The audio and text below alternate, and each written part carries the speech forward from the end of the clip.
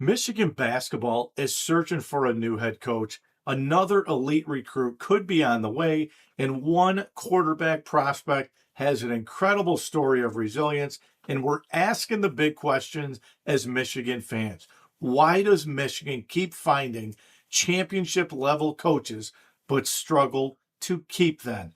Let's dive into it today on Wolverines Daily. Michigan basketball has reached a defining moment with Dusty May officially announcing and making the move to the NBA as he will become the new head coach of the Dallas Mavericks. In just 2 seasons, May transformed Michigan back into one of the most elite programs in college basketball, winning 64 games and delivering the school's first national championship since 1989. Now, the hard part, because the biggest concern isn't just replacing the coach, it's keeping the roster together. And under the NCAA rules, as we all know, one Michigan names a new head coach, every player on this roster will receive a 15-day transfer portal window. That means several key players could explore other opportunities. Michigan, because of Dusty May's offensive system, player development, and proven ability right now to prepare players for the next level takes a little bit of a hit, but with a new coach potentially in waiting, Mike Boynton Jr. is going to be named the interim head coach, which means all in all, likelihood this roster will stay in check. Names like Elliot Cadeau, Trey McKinney, Brandon McCoy Jr., Mustafa Thiam, J.P. Estrell, and the list goes on, and others will have a big-time decision to make. And don't overlook LJ Kason. He was working his way back from a torn ACL injury under a carefully designed plan from Dusty May and his staff. With a new coach coming in, this entire recovery plan may have to change, creating another difficult decision for a player on his way back to recovery. This puts enormous pressure on athletic director Ward Manuel because every day Michigan goes without a head coach, it's another day of uncertainty that grows inside the locker room. And the next coach won't just need to recruit high school players, prospects, they'll need to recruit their own roster from the momentum they will walk into the door. We've seen this before in Ann Arbor. After Michigan football won a national championship, coaching changes created similar concerns about the roster stability, and now the basketball program faces the same challenge.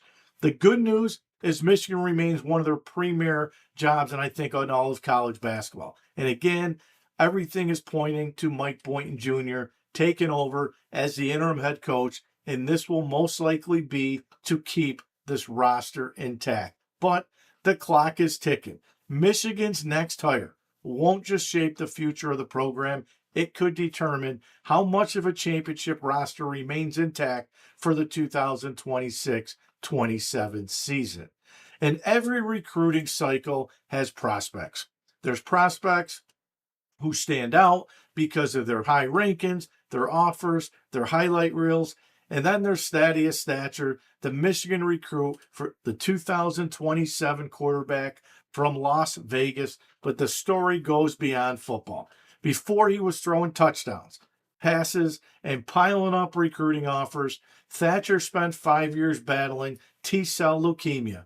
From the ages of 7 to 12, he faced a challenge that most people will thankfully never have to experience.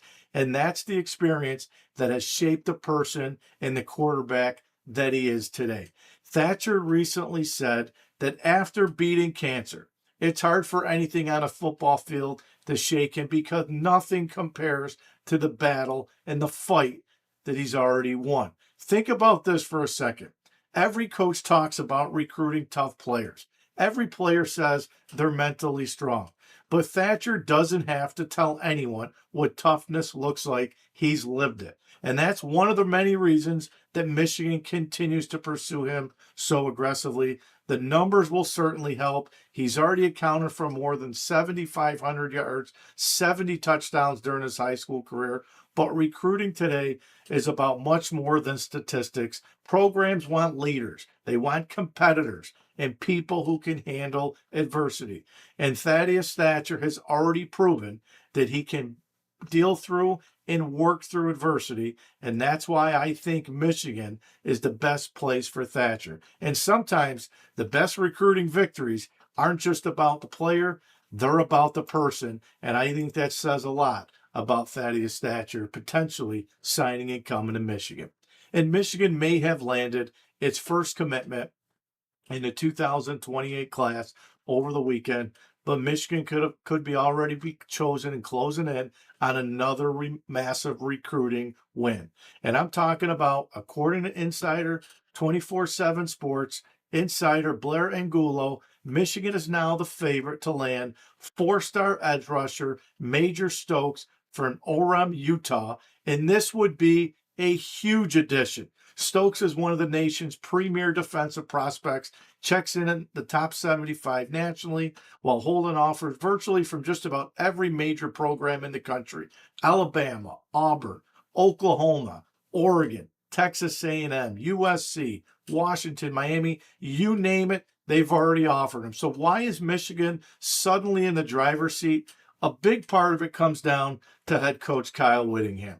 He spent the years building relationships and recruiting in Utah, and those connections continue to pay dividends in Ann Arbor. Michigan staff has made Utah a priority recruiting, and right now Stokes is quickly becoming one of the biggest names on the board. And Stokes, if he eventually commits to Michigan, I think it sends another strong message nationally that the Wolverines aren't just recruiting well, they're winning the battles against some of the biggest programs in the entire country. And that's exactly how championship recruiting classes are built.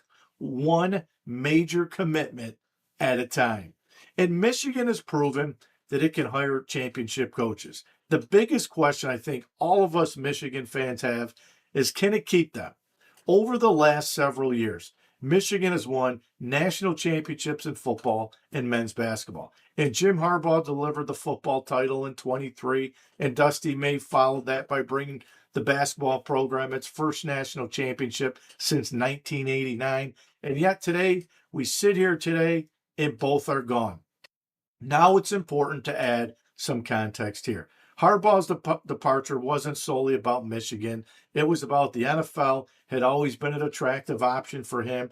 The investigation surrounding the program with the Connor Stallions, the scandals certainly didn't help matters into his own hand. And even so, Michigan had an extension ready to ultimately never really materialize. Now, you take the Dusty May situation is much different. Michigan announced that Dusty May and athletic director Ward Manuel had agreed to a new contract extension shortly after the national championship. However, before anything was finalized, the Dallas Mavericks came calling and May accepted the opportunity. Whether that contract delay changed the outcome is impossible to know. We'll never really know. Coaches leave, I think, for many reasons, especially when the NBA or the NFL are involved. And what do we know is this about Michigan? Michigan has repeatedly hired coaches who become some of the most sought after names in sports. You talk about John Beilein that left for the NBA. You talk about Jim Harbaugh that left for the NFL. Now you talk about Dusty May heading to the NBA. That speaks volumes about Michigan's ability to hire elite coaching talent. The challenge moving forward, I think, is simple. The challenge is when you move forward, you think about making those championship coaches see that Ann Arbor is that place to build a long-term legacy, not simply the next step about moving on. The spotlight now turns to Ward Manuel. He's facing another coaching search, and history says he'll probably identify another outstanding candidate. The question is whether Michigan can find another great coach. Right now, all signs point to Mike Boynton Jr. to take over as the interim head coach. I don't think it's going to be permanent unless Michigan could go on a run. They're going to return a ton of talent. If they somehow get to another Final Four, let alone cut the nets down and win a national championship, I think the first call that Michigan athletic director Ward Manuel makes. I think it's the Billy Donovan, the coach that won the back-to-back national championships at Florida, had a great NBA career. I think he's ready to come back to college. He's the first guy that I would pick the phone up and say, Billy Donovan, what's it going to take to get you to Ann Arbor? Unless Michigan can go on a run with Coach Boynton, you never know what could happen, but I think all signs will point to saying, does Billy Donovan turn it down if it's offered to him? So the question is whether this time Michigan can create the kind of environment that a coach wants to stay at. Because championships, let's be honest, they're hard enough to win. Building a dynasty is even harder when you're constantly replacing the person leading the program. I don't knock Jim Harbaugh for going to the NFL, the investigations and all that. I don't have a problem when Jim jumped, won a national championship. If you're not a Michigan fan, everybody's going to put the question mark and the asterisk by the national championship and say they cheated. And then you look at Dusty May. These coaches don't want to deal with the NIL. They go to the NFL, the roster's already put in place. Dusty May was already trying to rebuild a roster that won a national championship a year ago. So I get why these college coaches are going to the NBA. If you ask them all, they'll say it's pretty simple. I get to do what I haven't been able to do for a long time, and that's just coach. Coaching now at the NCAA Division I level is not what it was years ago. That's going to do it for today's episode of Wolverines Daily. As of today, we are 73 days away from kickoff, and every day we are getting one step closer. More recruiting, more breakdowns, more Michigan football every single day. Make sure to like and subscribe and share the channel. We're creeping up on 1,000 on YouTube. The Wolverines Daily Facebook page is almost to 3,500 subscribers and followers, so I appreciate all the feedback. But make sure to hit that like button, make sure to hit that subscribe button, and share the channel. So I'm Coach Little C, and remember, stay locked in and go blue.